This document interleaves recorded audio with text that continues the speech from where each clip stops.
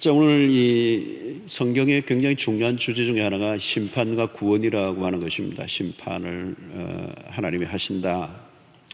죄에 대해서는 하나님이 분명히 심판하신다는 게 성경의 굉장히 중요한 기둥이고요. 또 이렇게 거기에 대한 하나님의 구원에 대한 얘기가 계속 겹치면서 이제 나오는데, 이게 창세기의 메인 주제이지만 성경 전체의 주제입니다. 자, 하나님은 악에 대한 심판을 하시는데 완전하게 하신다는 거죠. 그리고 우리 세상에서 경험하는 것 중에 하나는 뭐냐면 그 죄에 대한 불완전한 심판입니다. 세상에서 우리가 대법원도 있고 헌법재판소도 있고 우리 국가적인 어떤 법 시스템도 있고, 또 아니면 직장에 법규가 있고 내규가 있고 어떤 룰을 정하죠. 그런데 그 악에 대한 처벌이 공정하게 치루어지지 않는다라고 하는 것이 우리가 가지는 생각이에요. 인간의 한계죠. 인간이 만든 법의 그 저울은 어느 한쪽으로 기울어지지 않아야 되는데 기울어질 수밖에 없는 그런 불공정성이 우리에게 있습니다. 그러나 하나님의 심판은 그렇지 않아요. 공정하고 완전하시다. 그리고 악인과 의인을 분명하게 구별하신다. 그리고 그 악을 징벌하시는데 반드시 징벌을 하시는 분이시다는 겁니다. 창세기를 통해서 명확하게 발견하는 것은 인간의 실패입니다. 인간은 좋은 세상을 꿈꾸죠. 그리고 좋은 세상을 만들어가기 위해서 애를 씁니다. 그래서 겉으로 보면 인류가 발전하는 것처럼 보이지만 성경적 관점에서 보면 비관적이에요. 왜냐하면 인류 전체가 죄에 오염되어 있기 때문에 그래요. 죄인은 스스로 더 나은 삶을 살 능력이 없습니다. 하나님이 없는, 또 하나님을 반역한 낙원은 이루어지지 않는다는 겁니다. 요즘 어느 국가나 복지를 강조하죠. 복지가 너무 없는 것도 불편하지만 복지가 넘쳐난다고 낙원이 이루어지는 것은 아니죠. 제도와 시스템을 바꾸어도 마찬가지. 왜요? 그것을 작동하는 인간이 타락해 있기 때문에요. 먹는 문제가 해결되지 않을 때는 먹는 문제 해결하기 위해서 힘들지만 먹는 문제 해결하고 난 다음에 또 다른 문제가 우리의 인생에 다가와요. 그래서 복지가 잘 되어 있는 북구라파 쪽을 보면 굉장히 또 성적인 타락, 그리고 자살률의 또 상승, 여러 가지 문제들을 안고 있어요.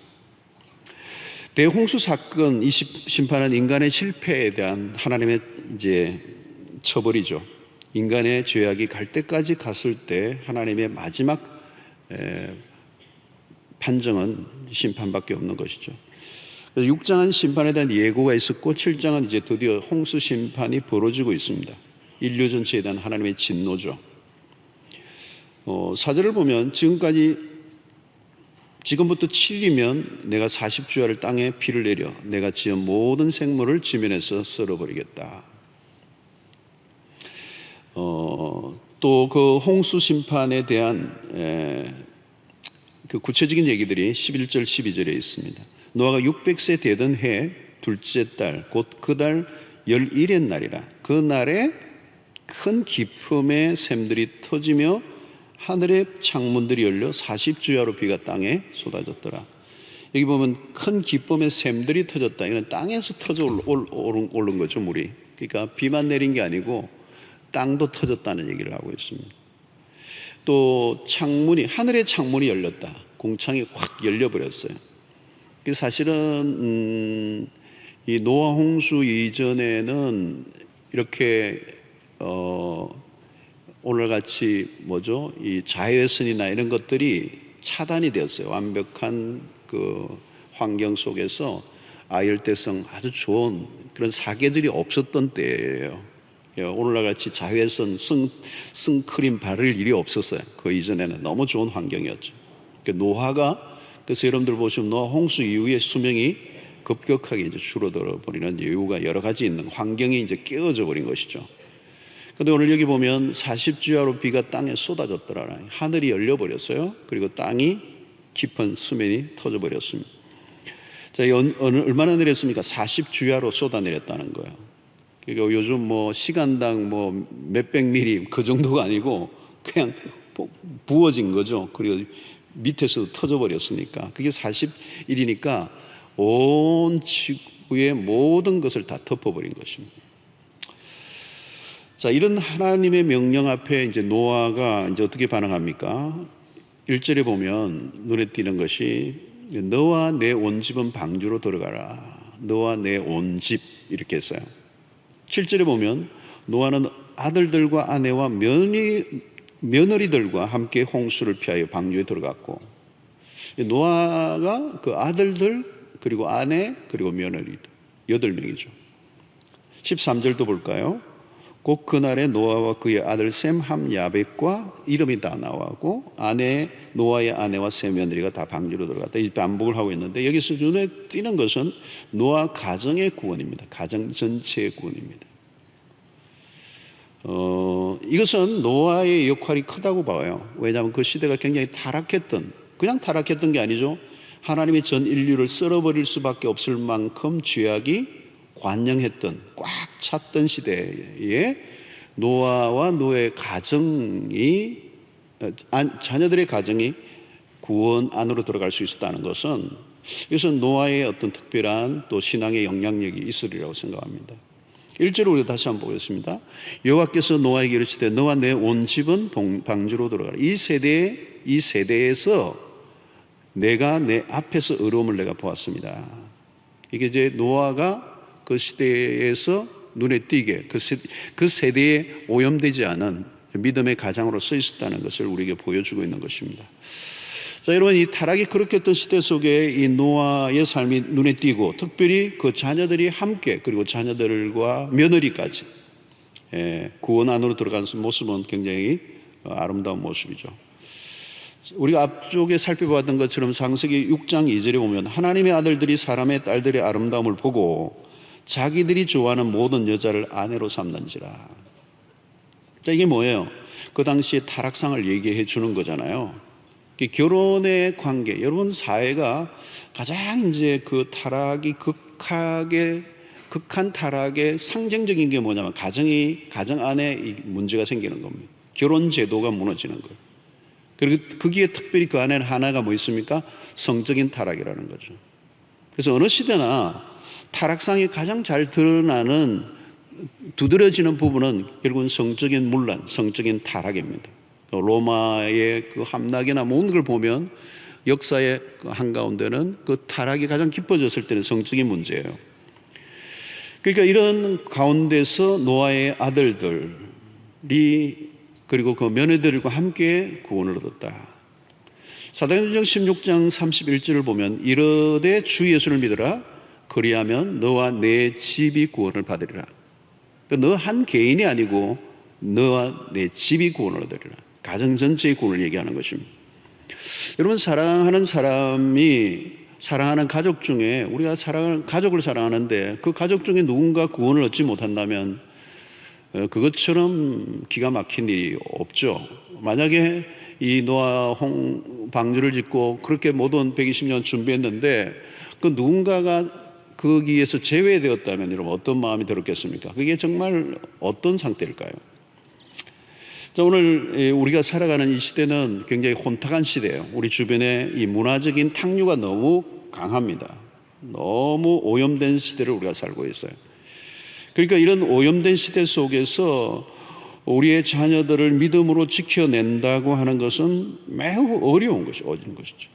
그래서 로마서 12장 2절에 보면 너희는 이 세대를 본받지 말고, 이 본받지 말라는 거죠. 우리 신앙의 매우 중요한 것 가운데 하나는 이 세대를 왜 본받지 말아야 합니까? 이 세대가 가지고 있는 정신, 이 시대적 정신, 또 이 시대가 갖고 있는 문화의 특성들 안에 반하나님적인, 그리고 쾌락적인, 물질 중심적인 그런 성적 방종들이 다 들어가 있는 거죠.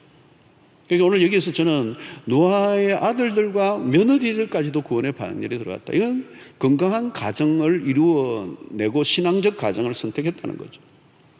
여러분, 우리 사실 자녀들의 결혼을 앞둔 부모들은 굉장히 걱정이 많아요. 특별히 딸을 둔 부모들이 걱정이 많더라고요. 믿음 좋은 신랑감이 그렇게 없다는 거예요. 정말 그게 저도 동의를 해요. 어떻게 교회에는 또 이 믿음이 좋은 자매들은 많아요. 그런데 이 믿음이 있는 형제들이 남자 성도가 무슨 좀 적잖아요. 확률적으로. 천국 가면 여자들이 확실히 많을 것 같아요. 뭐 새벽 기도 새벽 특세할 때 보면 꼬마들이 나오는데요. 꼬마들도 보면 여성도들이 많아요. 예. 남자애들은 가끔 몇 명 이렇게 있고. 그러니까 이 결혼해서 이게 타협할 가능성이 많아요. 믿음이 좋은 형제가 없다는 거예요. 우리 청년부도요, 우리 청년들이 굉장히 많은데, 좋은 형제 한 명 오면요, 막 자매들끼리 야단이래요. 막 경계심을 갖추고, 그래서 어떤 분은 막 새가족 위원을 스스로 자원한대요. 미리 신상을 다 확인하고 선점하려고. 이게 현실이에요, 현실. 근데 이 불신 결혼이 이게 굉장히 위험한 거란 말이죠. 타협하지 말아야 되는데, 기준을 어선하게 하면, 거기에서 우리는 이 세대의 어떻게 걷잡을 수 없는 것이죠. 성경 안에 매우 그걸 굉장히 중요하게 강조하는 것은 그 신앙의 개성이에요.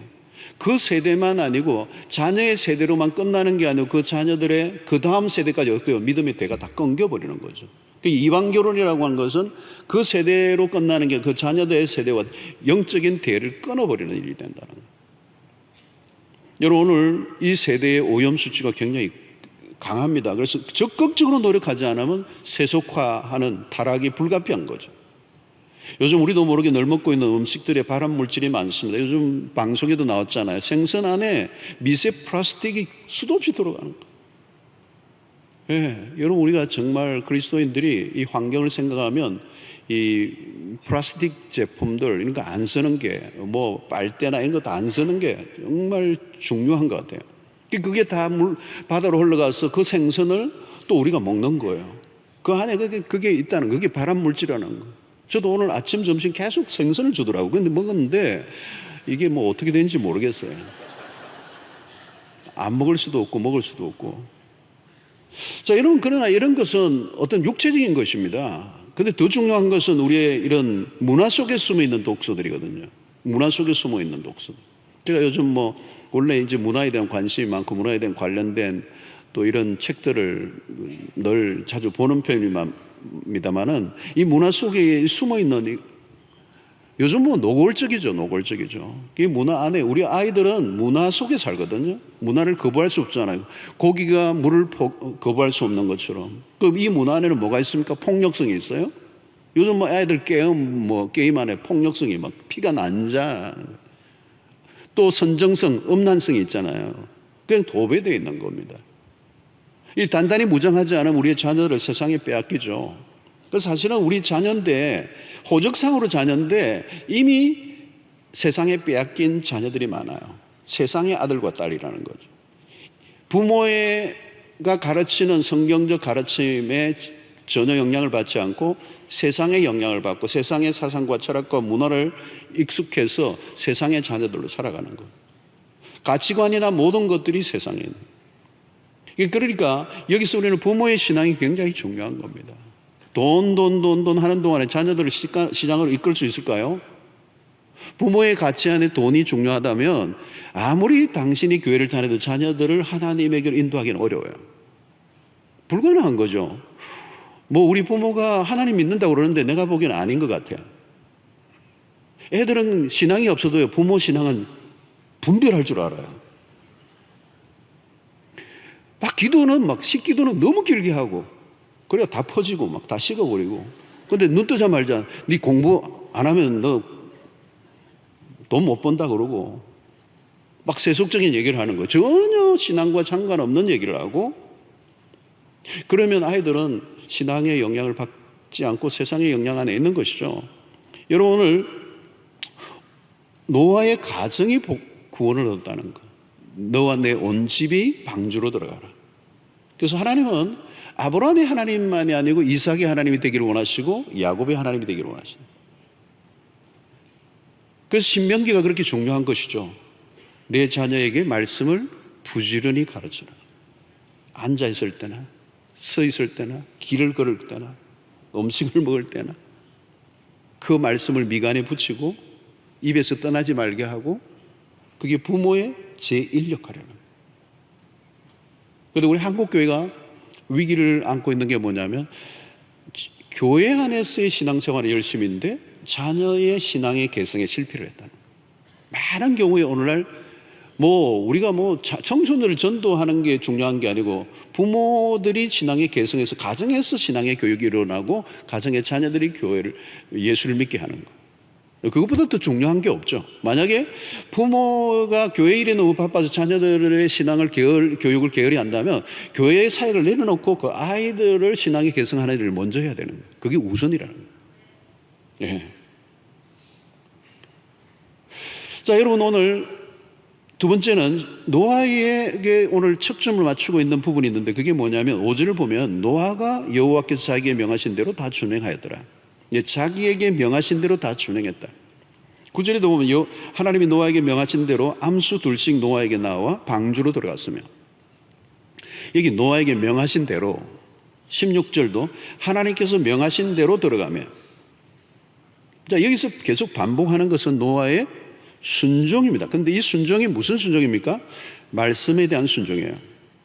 자, 이 노아의 순종이 왜 우리가 그렇게 클로즈업 될 수 있는 것입니까? 그 당시는 비가 오지 않은 때란 말이죠. 비를 경험하지 않은 때라는 거죠. 오늘같이 이렇게 바람이 좀 불고 막 비도 좀 두둑두둑 좀 떨어지고 또 기상예보도 막 해주고 이러면 지금 이 노아가 방주를 짓는 게 좀 실감이 날 수 있어요.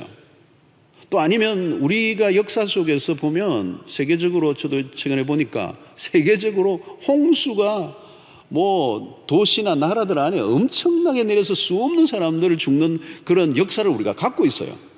그러니까 어느 정도 실감이 날 수 있는데 노아 때는 그게 아니야. 그런데 그런 시대 속에서 상황적으로나 조건적으로 볼 때는 전혀 그런 기미도 없는 마른 환경 속에서 이 홍수로 모든 세상이 잠겨지리라고 하는 건 상상을 못 하는 거예요. 그러니까 이것은 어떤 상황이나 외적 조건이나 자기 감정에 따르지 않고 전적으로 하나님의 말씀에 순종하는 이 순종이 이제 오늘 이 홍수의 점에 노아가 가진 믿음에 성경은 포커스를 맞추는, 그게 귀하다는 거예요.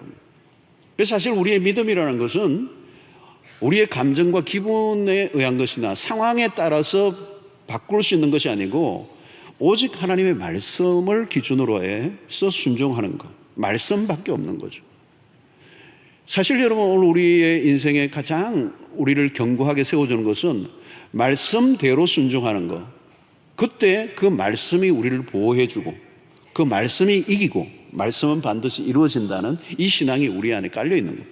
그런데 이 노아에게 중요한 것은 말씀의 타이밍이에요. 순종의 타이밍입니다. 자, 오늘 11절만 한번 보면요, 노아가 600세 되던 해 둘째 달 곧 그 달 11의 날이라 그 날에 큰 기쁨의 샘들이 터지며, 이제 이런 표현을 쓰잖아요.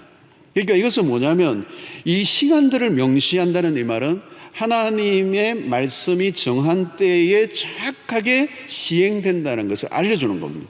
이 날과 시를 정확하게 표현하는 것은 하나님의 말씀이 그냥 불규칙하게 임의로 되는 게 아니고 정확한 날짜에 의해서 이루어졌다는 거예요. 하나님 명하신 대로.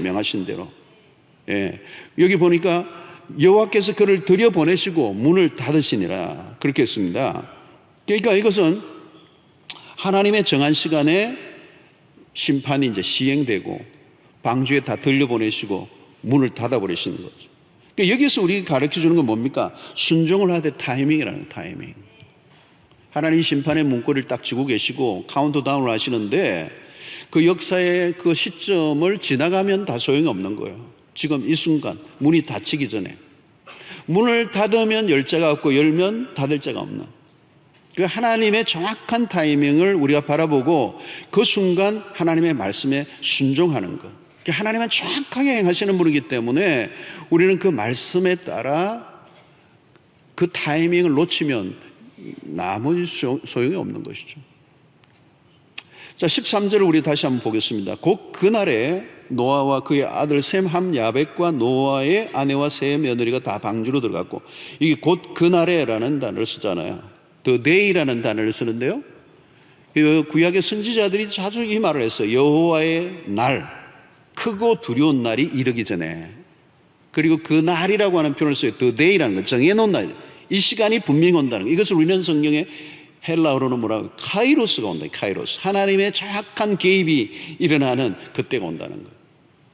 자, 여러분, 출애굽기에서 이스라엘 백성들이 출애굽을 하기 전날 밤 하나님이 이스라엘 백성들에게 하신 명령이 뭐예요? 양의 피를 문설주에 바르라는 거예요. 문설주에. 그러면 재앙이 지나가게 될 것이다. 자, 이 명령을 내렸는데 그날 해야 되는 그날 밤에 재앙이 임하는 거기 때문에 괜히 뒷북을 치고 며칠 있다가 발라봐야 아무 소용이 없는 거예요. 그날이에요. 그날. 순종의 타이밍이 중요하다. 타이밍이 중요하다. 오늘 이 홍수에 있어서 우리가 좀 더 적용해 보면 우리에게 주어진 날들 속에서 모든 시간들 속에 중요한 것은 내가 지금 하나님의 말씀 앞에 반응해야 될 순종이 필요하다는 거예요. 여러분, 오늘 또 우리가 설교를 들어도 마찬가지죠. 아마 이 방주를 짓는 작업을 우리가 상상을 해보면 아마 이 규모가 거대한 거기 때문에 거대한 이 방주를 짓는 데 있어서 8가족, 그것도 뭐 남자만 하면 4명밖에 안 되잖아요. 그 사람들이 이 작업을 다 했다고 보기는 어려운 거죠. 그 필요한 나무를 뭐 제공해 준 사람도 있을 거고, 여러 가지 또 기술적인 어떤 부분들의 도움을 주는 사람도 있을 거고, 방주에 함께 작업한 사람들이 많이 있었지 않겠어요? 그러면 그 사람들은 그 방주에 참여하면서, 작업에 참여하면서 막 질문을 끝도 없이 했을 거예요. 도대체 왜 짓냐고, 그냥 막말하는 사람도 있을 것이고, 막 질문들을 했을 거 아니에요. 그때마다 노아가 대답을 했을 거예요. 왜 내가 이걸 짓는지. 누구로부터 들은 겁니까? 하나님으로부터 들은 말씀을 곧 세상이 멸망한다. 물로. 구원을 얻으려고 하면 방주로 들어가면 된다. 방주에 들어가는, 이 방주를 짓고 이 방주에 들어가면 산다. 이 말을 노아가 수도 없이 했을 거예요. 그런데 아무도 그걸 믿지 않고 받아들이지 않고 거기에 반응하지 않은 거예요. 여러분, 방주에 들어간다는 말은 오늘 우리의 신약적 의미로 이 방주는 뭐예요? 예수 그리스도를 말하는 거예요. 방주에만 들어가면 너가 어떻게 살았든 문제가 있든 상관없이 너가 방주에 들어가면 산다는 거예요. 오늘도 우리 마찬가지 아닙니까? 누구든지 그리스도를 믿기만 하면, 그리스도를 주로 고백하고 시인하면 구원이 주어진다. 여러분, 우리가 주일날도 교회에서 말씀을 들었지만 말씀을 듣는 게 매우 중요한 게 아니고 그 말씀 앞에 결단하고 순종에 옮기는, 그게 믿음이라는 거예요. 믿음. 지나가면 소용이 없는 거예요. 바로 그때 전도를 해보면 많은 사람들이 그래요. 다양한 반응을 해요. 어떤 사람은 애들이 아직도 어려가지고 좀 키우고 나서 갈게요. 어떤 사람은 요즘 사업이 너무 지금 벌려나가고 정신이 없어서 이거 좀 마무리하고 가겠습니다. 어떤 사람은 그래요. 젊은 날에 내가 어떻게 예수를 믿습니까? 하고 싶은 것도 많고 재미 볼 거 다 재미 보고 내 마음대로 하다가 죽기 한 며칠 전에 예수 믿고 천국 가면 안 됩니까? 얍삽한 생각이죠. 근데 그렇게 되나요, 여러분? 언제 죽을지 아나요? 언제 죽을지 아느냐고요. 그러니까 자신의 삶에 반응해야 될 것을 미루는 사람들이죠. 내일이라는 거죠. 마귀가 하는 가장 놀라운 전법 가운데, 그리스도인이 속는 것 가운데 하나, 내일 귀신이라고 그러잖아요. 내일 하지 내일 또 하면 기회가 오면. 여러분, 마지막 순간까지 짐승들이 줄을 지어서 얼마나 그 장관이었겠어요, 여러분. 그런데 아무도 들어갈 마음이 없었던 것이죠. 그들은 구원의 방주를 짓는 일에는 참여했지만 구원을 얻지 못했습니다. 오늘 여러분, 교회를 우리가 다니고 봉사를 해도 구원과 상관없는 사람들이 많이 있어요. 노아가 다가올 심판에 얼마나 많이 외쳤겠습니까? 그러나 수천 번, 수만 번 들어도 그 말씀 앞에 내가 반응하는 거. 네. 문이 닫히면 모든 게 끝나는 것입니다. 방주 바깥과 안은 하늘과 땅 차이에요. 그 갈라진 세계 안에 누구도 끼어들 수 없는 것입니다. 그러면 더 이상 기회는 주어지지 않는다는 거예요. 사랑하는 성도 여러분, 노아의 방주의 문이 닫힌 순간부터 하나님이 열어주실 때까지 인간이 할 수 있는 일은 없는 거예요. 전적인 하나님의 역사. 오늘 운명의 순간에 모든 것이 갈라질 때 내가 어디에 서 있느냐, 어디에 속하느냐가 결국 우리의 삶을 결정하는 것이죠. 제가 보니까 군대만 줄 잘 서야 되는 게 아니고요, 우리의 믿음의 세계에서도 줄을 서는 거예요.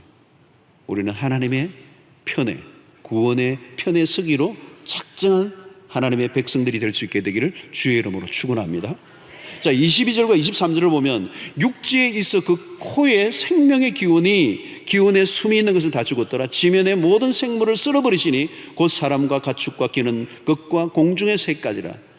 이들은 땅에서 쓸어버림을 당하였으되 오직 노아와 그와 함께 방주에 있던 자들만 남았더라. 참, 여러분, 여기 두 구절인데 앞부분은 뭐예요?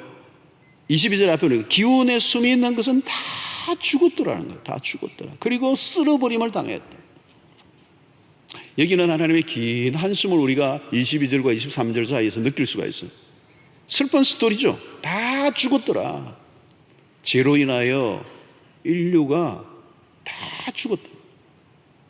자, 그런데 그 긴 한숨과 함께 하나님의 또 다른 심장의 소리를 우리 들을 수 있어요. 그게 뭐냐면 23절 하반절에 오직 노아와 그와 함께 방주에 있던 자들만 남았더라. 그의 자녀들이죠. 남은 자, 여기 남았더라라고 하는 이 단어가 중요해요. 렘넌트라고 하는, 남았더라. 남은 자 사상이 있어요. 성경 안에 여러분들 읽으면 성경 안에 남은 자 사상이 있어요. 아무리 심판이 쏟아지는 가운데서도 하나님은 남겨둔 자가 있다는 거예요. 이 렘넌트, 이 남은 자. 이게 나무로 치면 어딘가 하면 뿌리예요, 뿌리. 이게 모든 게 위에서 다 타고 잘려져도 그 뿌리가 생명인데 그걸 남겨두시고 그 뿌리가 다시 생명이 일어나서 다시 번성게 되는. 그래서 이 심판 가운데서 하나님은 이 심판 안에서 뭘 남겨두셨어요? 남은 자를 통하여 새로운 창조의 역사를 남겨두셨다. 하나님의 은혜를 덮어주시는. 그래서 노아는 하나님의 은혜를 입었더라라고 하는 표현이 그거예요. 하나님이 노아를 특별히 붙드시는 거죠. 그래서 홍수로 모든 사람들이 쓸어버리는 가운데서도 구원 안에 있게 하시는 그 특별한 은혜를 여기에서 우리에게 말씀하고 있는 것이죠. 사랑하는 성도 여러분, 오늘 우리가 살아가고 있는 시대는 마지막 시대예요. 첫 번째 그리스도 오심과 함께 이제는 다시 오실 그리스도를 기다리는 겁니다. 유대인들은 처음 오실 그리스도, 초림 예수를 기다리고 있어요. 그러니까 유대인의 관점에서 보면 인류의 종말은 아직 아득한 거예요. 왜? 초림도 아직 일어나지 않았기 때문에. 그들의 관점에서 보면 종말이라고 하는 것은 아직 아득한 거예요. 그런데 신약 시대를 우리가 살아가는 우리에게는 이미 그리스도가 오셨어요. 그리고 이제 남은 건 하나밖에 없어요. 다시 오실 그리스도밖에 없어요. 그러니까 신약의 그리스도인들의 태도는 뭐예요? 임박한 심판, 임박한 그리스도의 재림에 대한 긴장감을 가지고 있어야 된다. 새 하늘과 새 땅, 이 말은 하나님이 예수 그리스도 다시 오심으로 인하여 일어날 것은 새 하늘과 새 땅을 만드시는데, 이건 뭐예요? 이미 있는 기존의 것들이 다 무너지고 없어지고 사라진다는 거예요. 그러므로 여러분, 오늘 다음 장에서 나옵니다만 이 무지개를 통하여 내가 다시는 물로 너희들을 심판하지 않겠다, 멸절하지 않겠다라고 약속하신 그 하나님의 그 말씀과 같이 물로는 심판이 없을 거예요. 오늘 여러분 비가 많이 와도 걱정하지 마세요. 불로 심판이에요. 두 번째 심판은 불의 심판이에요. 인류의 불로. 그러니까 소돔과 고모라의 심판은 불로 심판의 하나의 상징적인 지역적 사건이었어요. 그 소돔과 고모라가, 여러분, 소돔이라는 말이 소돔이라는 게 동성애예요. 동성애예요. 이 동성애가 그 시대도 있었어요. 그 시대. 그러니까 타락한 시대의 어떤 상징성들이 숨어서 하는 죄가 아니고 숨어서 은밀하게 부끄럽게 해야 되는데 그걸 노골적으로 하는 시대. 이게 이제 시대가 마지막 시대예요. 마지막 시대. 그래서 지금 세계적으로 동성애는 굉장히 활기를 띠고 있어요. 어제가 있었던 호주는, 시드니는 3월달 되면 마디그라라고 하는 걸 하는데요, 한 70만이 온 세계에서 모여요. 정부 지원까지 돈을 다 주고 관광 산업을 일으켜요. 그리고 프레이드를 하고 한 일주일 동안 그 옥스퍼드라고 하는 거리에 아주 평소에도 옥스퍼드 그 거리는 그냥 거기는 뭐 점원이고 뭐고 모두가 다 동성애자들이에요. 예, 대단해요. 그리고 호주의 유나이팅 이런 자유주의 교회들은 그냥 거기 다 프레이드 같이 참여해요. 이게 마지막 시대를 우리가 살고 있습니다. 여러분, 그것만이 아니고 오늘 우리 시대의 징조는 마지막 시대를 살고 말세를 살고 있다는 거예요. 오늘. 여러분, 심판은 모호한 게 아니에요. 방주를 지으라고 할 때 그게 모호한 것처럼 여기는 사람들이 있어요. 그게 무슨 일이냐, 이 마른 하늘에. 그러나 여러분, 성경은 그 어떤 상황과 조건과 우리의 감정과 우리의 어떤 지성을 넘어선 것, 하나님의 말씀은 그대로 이루어집니다. 죄는 심판을 하는 것이요, 인류 역사의 마지막을 클로즈할 거라는 거예요. 여러분, 오늘 이 말씀을 보면서 우리가 해야 될 것은 지금 우리의 신앙을 확인하는 거예요. 때가 늘 있는 게 아니라는 거잖아요. 타이밍이라는 거예요. 그래서 불교의 이 교리는 끊임없이 윤회잖아요. 윤회. 시간이 끝도 없어요. 그냥 끝도 없이 흘러요. 그냥 계속 돌고 도는 거예요. 그러나 기독교의 시간은 알파 오메가입니다. 시작이 분명히 있어요. 크리에이션, 창조가 분명히 있고 일장일정이 있고 역사의 마지막이 있는 겁니다. 그래서 출발이 분명하고 끝이 분명한 겁니다. 그러니까 역사의 종료를 하는 마지막 피리어드를 찍는 순간이 오는 겁니다. 그래서 이때 우리가 해야 될 것은 뭐예요? 고린도후서 6장 2절의 말씀입니다. 이르시되 내가 은혜 베풀 때에 너에게 듣고 구원의 날에 너를 도왔다 하였으니 보라, 지금은 은혜 받을 만한 때요, 보라, 지금은 구원의 날이로다. 이게 여기서 매우 중요한 단어는 뭡니까? now, 지금이라는 지금 은혜 받을 만한 때요, 지금 구원의 날이로다. 여러분, 은혜를 언제나 받을 수 있을 거라고 생각해서 안 된다는 거예요. 언제나 구원의 기회가 온다고 생각해서는 안 된다는 거예요. 우리는 미래에 주어질 마지막에 종말도 종말이지만 개인의 종말은 언제나 찾아와요. 내가 언제 어떻게 될지 몰라. 요즘은 제가 요즘 최근에만 해도 장례식도 내가 몇 번 어느 목사님 가족들 이래가지고 조화를 몇 군데나 신경 쓰고 우리 교인들 가운데 이번 주간에도 장례가 있고 너무 모르는 거예요. 우리 개인은 언제 어떻게 종말이 오를지 모르는 거예요. 좀 암이 또 많잖아요. 암이면 내 인생에 종말이 온 거예요. 그죠? 예. 그러니까 여러분, 우리가 언제나 기회가 있다고 생각해서는 안 된다는 거예요. 제자훈련도 여러분 받을 때 받으셔야 돼요. 갑자기 제자훈련이 나오네. 언제 한번 기회 되면 받지. No, 안 돼요. 기회가 주어질 때 받아라는 거죠. 이거 좋은 적용이네. 여러분, 은혜 받을 때 내가 받는 거예요.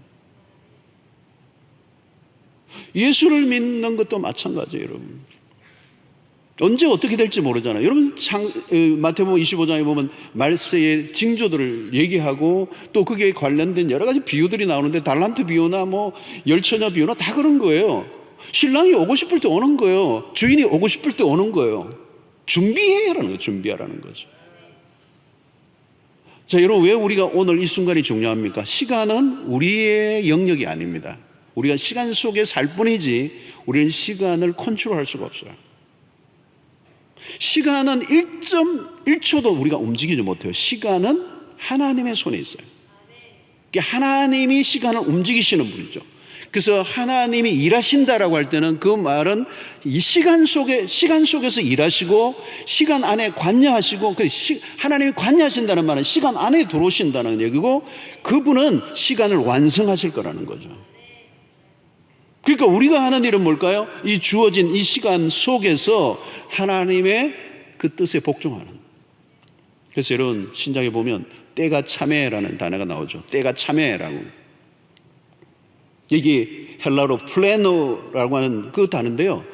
만삭이 된, 그죠? 만삭이 된 거, 만삭이 되면 어떻게 해요? 막을 길이 없어요. 그냥 아이가 나오는 거예요.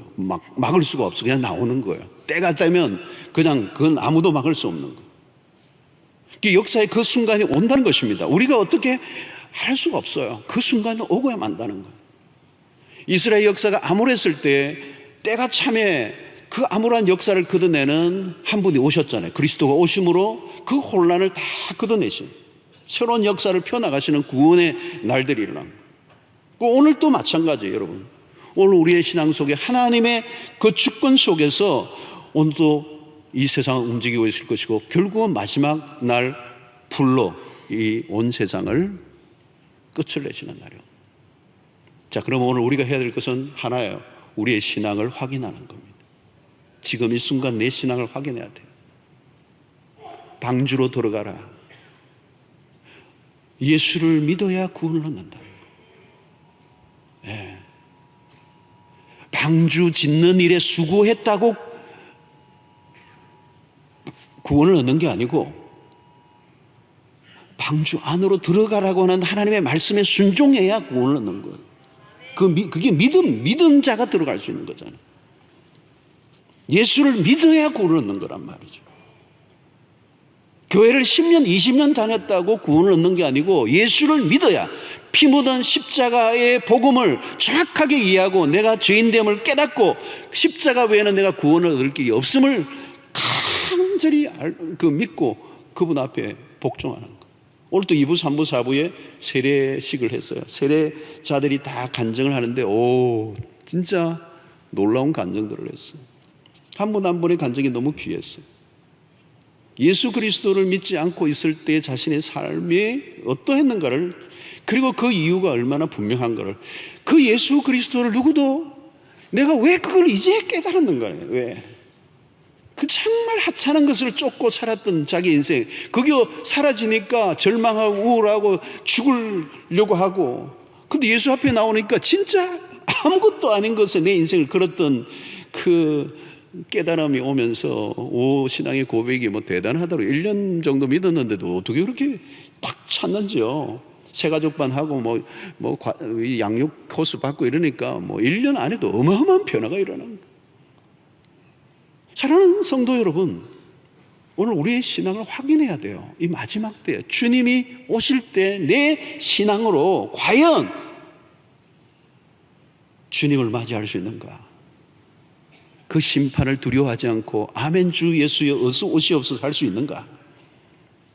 저는요, 목회를 하면서 늘 가지는 관심 중에 하나가 뭐냐면, 저는 우리 부목사님들에게 날마다 얘기합니다. 행사하고 집회하고 프로그램 돌리는데 그것보다 더 중요한 것은 한 영혼에 집중해야 되고, 그 영혼이 과연 회심을 경험하고 예수 그리스도를 만나고 구원을 경험했는가? 직분 가졌다고 해도 구원 얻는 게 아니거든요. 목사 장로라도 구원 못 받을 수 있어요. 나 제일 우스운 그림이 하나 있는 게 뭐냐면, 유명한 화가가 지은 겁니다. 마지막 정말 성화인데 그냥 예수님이 오시고 구름 타고 오시는데 모든 성도들이 그냥 들림을 받고 있는데, 성직자 옷을 입고 있는 한 사람이 교회로 걸어가고 있는 거예요. 아니, 내가 보기에는 목사가 아니고 사제겠죠? 나 모르겠어요.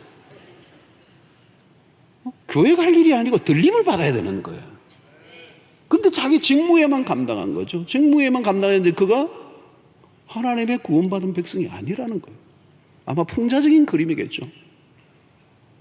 저는 교회에 교인이 많기 때문에 감동하는 목사는 아니에요. 저는 제가 목회하는 동안에 제가 다니는 교회 성도들이 정말 복음을 제대로 이해하고 구원의 확신을 가지고 주님이 오실 때 부끄럽지 않게 천국의 영생 복락을 누리는, 한 명도 그 구원에서 탈락하지 않는 역사가 있기를 바라는 거예요. 사람이 많이 모이는 게 중요한 거야. 근데 여러분 천국 가가지고 어느 날, 야, 너 교회 되게 큰 교회 목회하고 왔대. 근데 너 교인들 안 보이더라 많이. 그러면 여러분 어떡하겠어요? 제가 주일학교 초기 첫 전도사를 했을 때요, 열심히 했어요. 뭐 제가 열심히 했어요, 열심히. 그래가지고 막 동네 꼬마들을 다 모았어요, 그냥. 쟤는 그냥 막 샅샅이 그냥 구석구석에 토요일 날마다 막 그냥 온 동네를 돌고 막 북치고 그냥 캔버스 놓고 막 껌 나눠주고 내 주머니에는 내 사탕이 들어가 있고 융판 설교하고 학장 주일학교까지 다 해서 주일 아침에 막 곳곳에 기대를 몰고 오고 애들 다 모았어요. 근데 제가 그 사역을 그 교회를 마치고 이제 마지막 설교를 하는 동안인데요, 갑자기 내 안에 깨달음이 오는데 뭐냐면, 너 이 아이들 숫자만 동원하고 담임 목사님들 칭찬만 받고 막 열심히 한다는 칭찬만 들었지 이 아이들의 영혼 구원에 내가 얼마나 관심을 가졌느냐면, 와, 그게 갑자기 그 마지막 그 예배 시간에 막 제가 설교를 해야 되는데 눈물이 나서 견딜 수가 없는 거예요. 회개의 눈물이 나오는 거예요. 하나님, 내가 잘못 먹겠습니다. 꼬마들 그냥 들이모으기만 힘썼지 이 아이들 한 명 한 명, 물론 제자 훈련도 하고 노력했어요. 근데 제가 보기에는 부족한 거예요. 그래서 막 통곡을 해서 진짜 통곡해서 그 마지막 날 난 예배를 지금 잊을 수가 없어요. 그러니까 부장 집사님이 계속 찬송하면 하는 거예요. 내가 나와서 설교를 해야 되는데 울고 있으니까. 사랑하는 성도 여러분, 저는 딱 하나예요. 우리 교인들이 모두가 복음을 이해하고 구원을 확신하는, 구원에 들어가는 은혜가 있기를 바라고요. 또 하나는 뭐예요? 제자가 되는 거예요. 제자가 되는 거예요. 그리스도의 제자로 사는 거예요. 왜요? 나뿐만 아니라 내 주변의 사람들을 예수 믿게 하는 거죠. 노아는 안타까웠을 거예요. 120년 동안 설교를 했는데, 오늘날 지금 120년 목회하고 120년 동안 설교했는데 자기 가족 외에는 구원을 얻지 못했어요. 여러분, 오늘 우리 주변에 죽어가는 영혼들이 많이 있습니다. 오늘 또 주님이 오시지 않은 이유는 잃어버린 영혼들이 더 구원 얻기까지, 우리가 잘났기 때문에 하나님 우리를 심판하지 않는 것이 아니고, 그 기간에 남아있는 게 아니고 아직도 구원 얻을 백성들이 남아있기 때문에 우리를 통하여. 여러분, 구원이라고 하는 것은 그 구원이 무엇인가를 제대로 이해한 사람들은 그 구원을 다른 사람들에게 얘기해 줄 수밖에 없는 속성을 갖고 있어요. 전도라고 하는 것은요, 그냥 누구에게 교회에 나오라고 하는 얘기를 하는 것이 아니고, 내가 받은 구원에 얼마나 크고 놀라운 것이라 깨달으면 입을 다물 수가 없어요. 이걸 내가 얘기 안 하면 그건 큰 죄를 짓는 것 같다는 거예요. 자주 제가 얘기합니다. 그렇게 짜장면, 달랑 짜장면 맛있는 집 하나도 갔다 오면 그걸 내가 말하지 않고는 견딜 수 없잖아요. 야, 그 집에 가니까 짜장면이 그렇게 맛있더라. 면발이 끝내주고 값도 싸고. 제가 최근에 칼국수집 어디 누가 안내해가지고 갔는데 기가 막힌 거예요. 기가 막힌 거. 막 밤인데도 줄을 서고. 그래서 내가 얼마나 다른 교육자들에게 얘기했는지 막 거기가 지금 어디냐고 다 막 관심을 갖고 있어요. 근데 여러분, 달랑 그것도 그런데 예수 그리스도의 피 묻은 십자가의 복음, 영생의 복음을 깨닫는 사람이 입을 다물고 있다. 그 복음을 이해하지 못한 거예요. 이 마지막 때 깨어있는 신자로서 이 종말에 내 신앙 확인하고 내 주변에 많은 사람들에게 그날이 곧 올 것입니다. 그날에 준비된 자로 믿음 준비하여서 구원을 얻는 영광을 함께 누릴 수 있도록 가장 먼저는 우리의 가족들, 그리고 우리의 자녀들, 우리의 이웃들, 우리 친척들에게 복음을 알리는 일에 힘쓰는 여러분들 되시기를 주의 이름으로 축원합니다. 하나님, 감사합니다. 오늘도 우리에게 주신 말씀을 기억하고 이 마지막 때에 우리가 어떻게 살아야 할 것인가를 다시 한번 다짐하는 시간들 될 수 있도록 도와주시고, 늘 깨어 경성하고 주님 오시는 그날, 아멘. 주 예수여 어서 오시옵소서. 믿음으로 온전히 반응할 수 있는 주의 백성들 되게 해주시기를 원하옵고 예수님의 이름으로 기도하옵나이다. 아멘.